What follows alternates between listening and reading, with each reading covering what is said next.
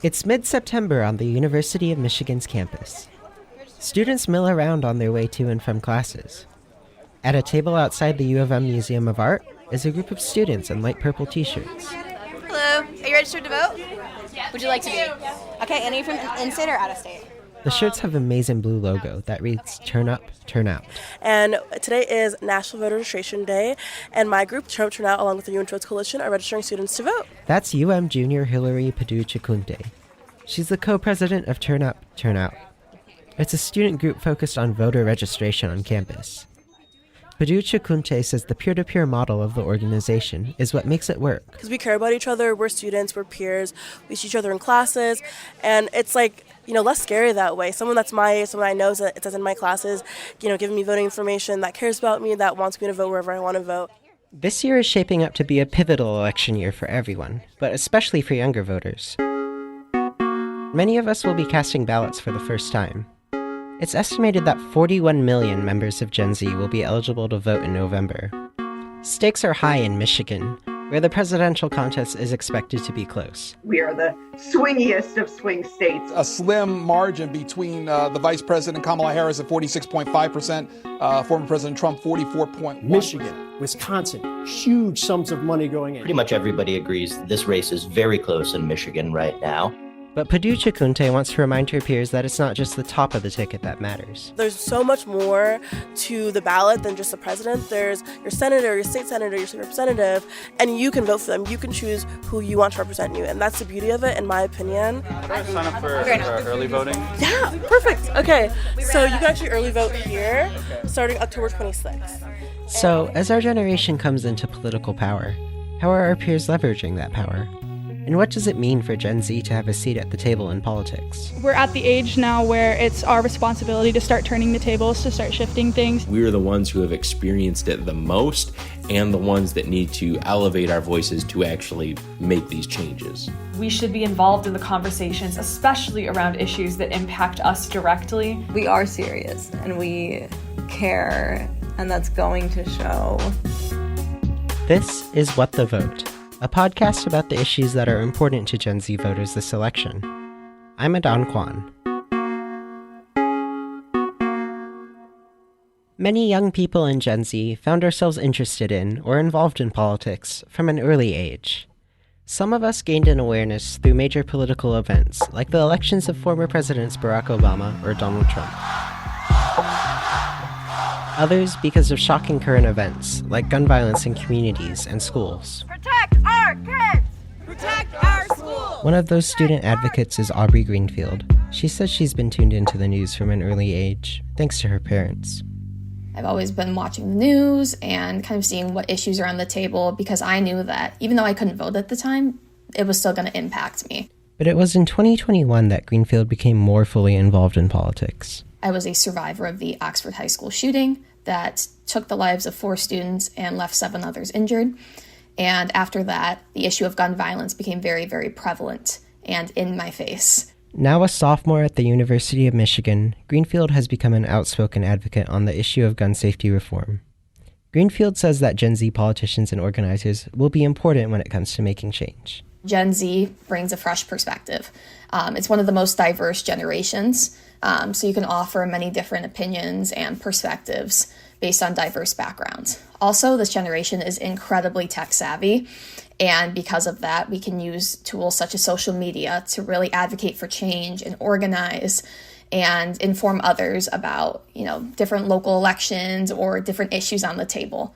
Her efforts, along with those of other gun reform advocates in Michigan, produced results. Under a Democratic-controlled state government, the state passed reforms to gun laws in the aftermath of the Oxford High and MSU shootings. Governor Gretchen Whitmer signed them into law in 2023. Today we're taking common sense gun action to reduce violence and save lives. Soon I'm going to be signing legislation to establish universal background checks for all gun sales in Michigan. And actually seeing her put her pen to paper and hearing everybody in the room cheer and get excited because future kids were going to be protected and future families were going to be spared from losing a child or an uncle or an aunt or a grandparent. It was incredible.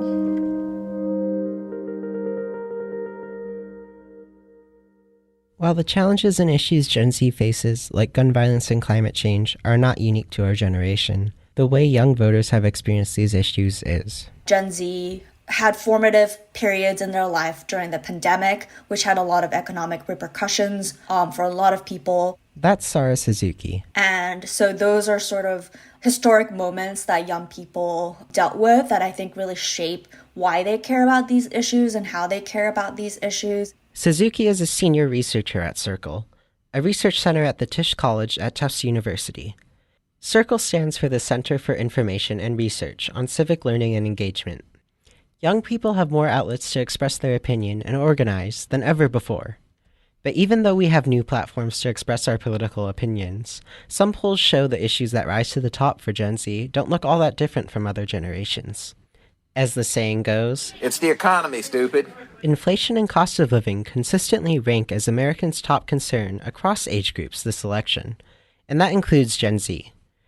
But Suzuki says the way Gen Z views economic issues is different than other generations. We really hear that these economic issues they're thinking about as it intersects with issues of race, issues of immigration, religion, and environmental issues, and how those are interconnected. That's something I heard from many of the young voters I spoke with. Some also told me how important it is to have politicians who reflect the voter base's diverse identities. As a visually impaired woman, I see very few individuals with disabilities leading in political spaces, specifically women with disabilities. That's Olivia O'Connell. She's a senior at the University of Michigan and the outreach director for the university's Students for Harris chapter. She's also a student leader in the College Democrats. O'Connell says she thinks it's important to see issues represented by people who have lived through them. Having that lived experience informs good policymaking and also provides new and unique perspectives to issues that have kind of existed for a long time with agreed upon solutions to them, and those solutions could be improved to fit the needs that we have in 2024, but have not been challenged. So, Gen Z has a unique perspective to bring to politics. But is anyone listening? Experts say they will, if Gen Z turns out to vote. Time for a quick break. We'll be right back.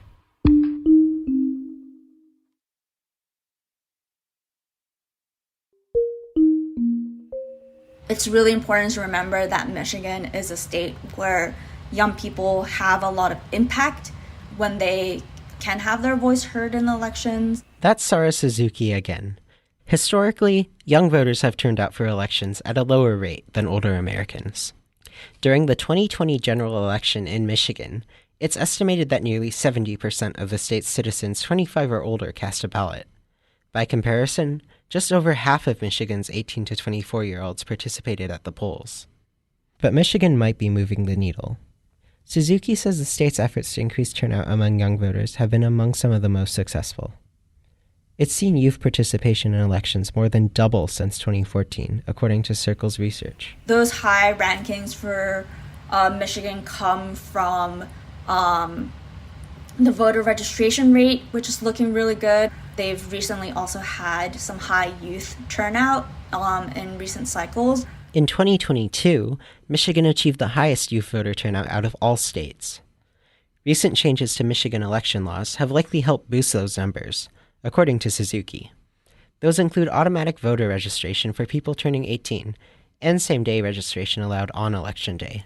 You know, it's really promising for the state of Michigan. We were looking at Michigan's voter registration numbers for young people in recent months, and it's already higher than the same time in July in 2020. All this means that young voters in Michigan have the potential to sway important races come November.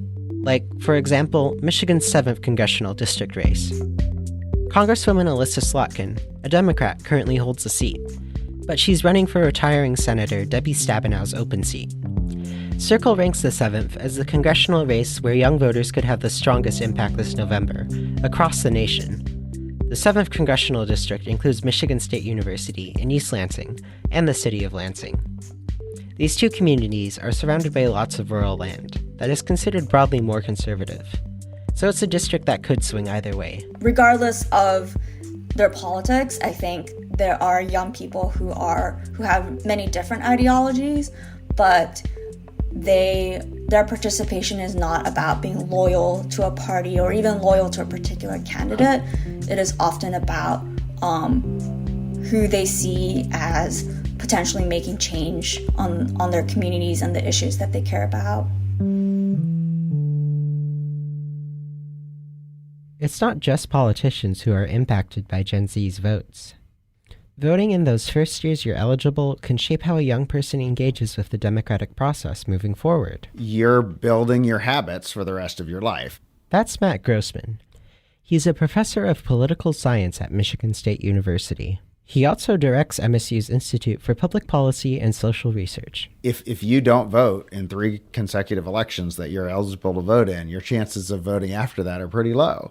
If you don't pay attention to what's happening in your local city council or don't know who your state legislator is, when you're young, chances are you're more likely to also exhibit that same behavior later in life. And that behavior, in turn, can have a major impact on those people's lives. It's what allows people to make sure their voices are represented in government. And a younger, more diverse group of lawmakers, Grossman says, is more likely to propose legislation that addresses their specific community's needs. We're sitting in East Lansing, which is a city that has 50,000 college students and 15,000 other residents, and because the college students don't participate in local elections, there are basically no one paying much attention to what the students think. Some college students choose to vote absentee in their home state. Others choose to change their voter registration to their college address. Grossman says that means students have power to affect policies at a local level. When it comes to rent, when it comes to criminal justice policy, economic development, the role of the downtown, all of those things, student voices are essentially absent from the conversation because of these differences in participation and expected participation.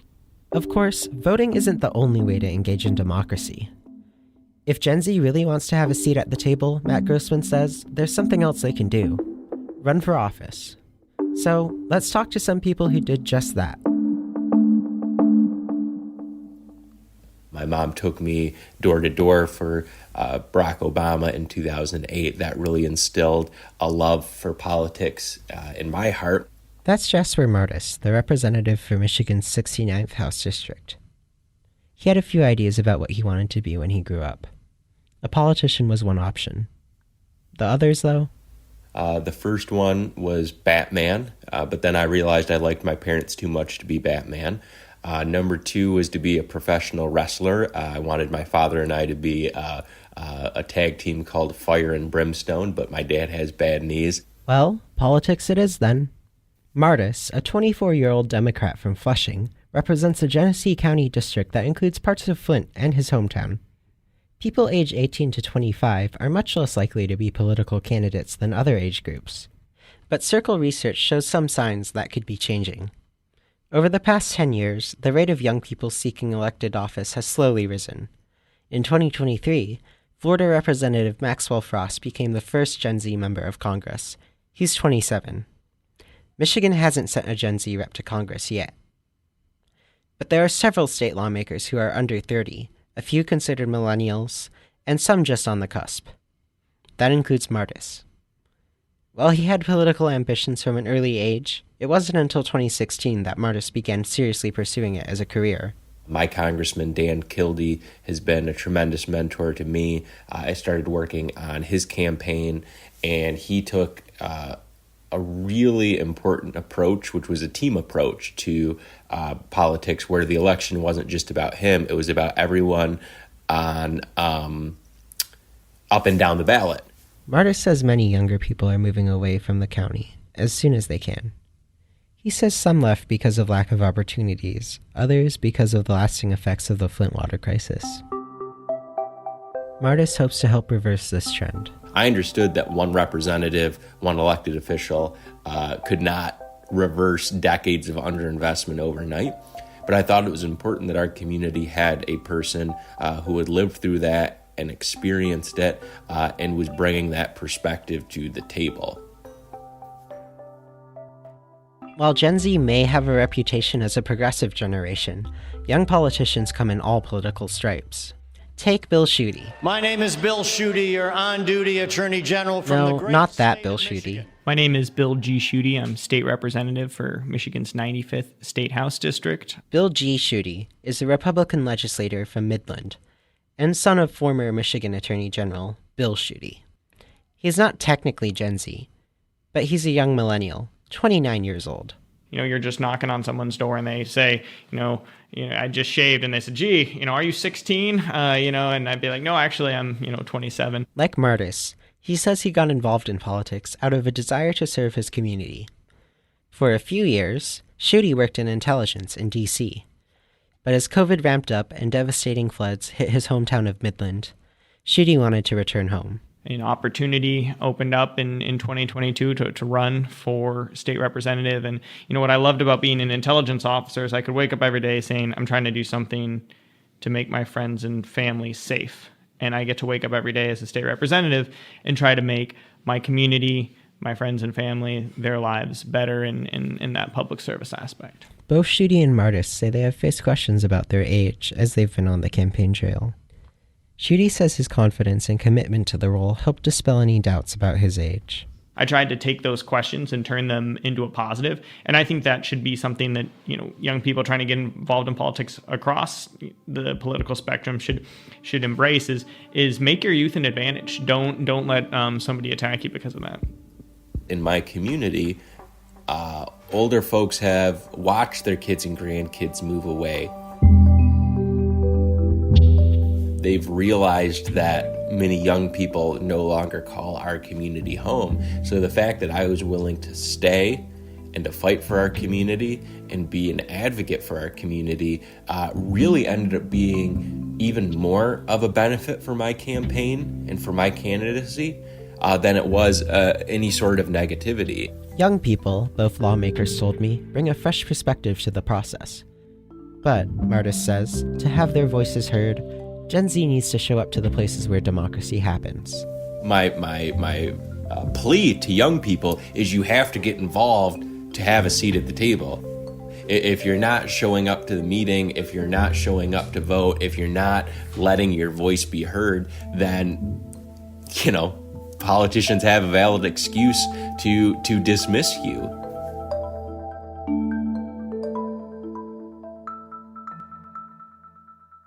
Sarah Suzuki, the Tufts researcher working on youth political participation, says that politicians also have a role to play in getting Gen Z involved. Lack of participation, she says, isn't necessarily due to Gen Z not having faith in the system. The tendency and, the strategic decisions with political outreach that happens is to try and target those who are really likely to vote. So because young people can be less likely to vote, you then allocate less resources to reaching them, which then is its own self-fulfilling prophecy, because if you don't reach out to them, they're not going to have the information and outreach needed to participate. While she appreciates efforts to reach out to young people on platforms like TikTok, she wants to see more meaningful engagement. Politicians, Suzuki says, should have dialogues with young voters. They should invite them into a conversation, rather than just targeting messages at them. I think they come with an attitude that their opinions and perspectives matter, even if it is critical. And I think that inviting that two-way dialogue is really important for a political process to really break down a hierarchy that we have. Aubrey Greenfield, the UM student and gun reform advocate, is happy to see that politicians seem to be paying more attention to Gen Z. But she says there is still work to be done. It's important that the older politicians and older generations who are in office collaborate with the younger politicians who are in office, and it's not seen as two separate groups. So I believe that as more Gen Z candidates are elected, because they will be elected, my generation will make sure of it, that it's all about collaboration, communication, learning from each other, and understanding that we can't make progress without being open-minded and talking to each other. Young people have a critical role in issues like reproductive rights, gun reform, housing costs, climate change, and more. And if politicians don't listen, Greenfield says it's up to young people to make their voices heard. So why not become the person advocating? Why not advocate for yourself on Capitol Hill? Why not advocate for yourself on politicians' doorsteps? If other people aren't getting the job done, you got to get the job done yourself. This is What the Vote. I'm Adan Quan. Coming up next time, we hear a lot about how progressive Gen Z is compared to previous generations, but it's not a monolith. When Trump ran the first time, I took the signs out of my dad's yard. And then the second time around, I left them in. Ethan Myers talked to young conservatives in West Michigan about finding a place in the current political landscape. What the Vote is a production of Stateside on Michigan Public. This episode was reported by me, Adan Quan. It was edited and mixed by April Van Buren. Fact-checking by Brett Dahlberg. What the Vote's editors are Brett Dahlberg, Laura Weber-Davis, and April Van Buren. Other reporters on the project include Kalali Bat, Aaron Bush, Zena Issa, Ethan Myers, and Yesenia Zamora Cardoso. Thanks to Jody Westrick and Paulette Parker for their digital expertise. And thanks to you for listening. If you haven't already, make sure to subscribe to the Michigan Public Presents podcast feed wherever you listen. And leave us a review to tell us what you think.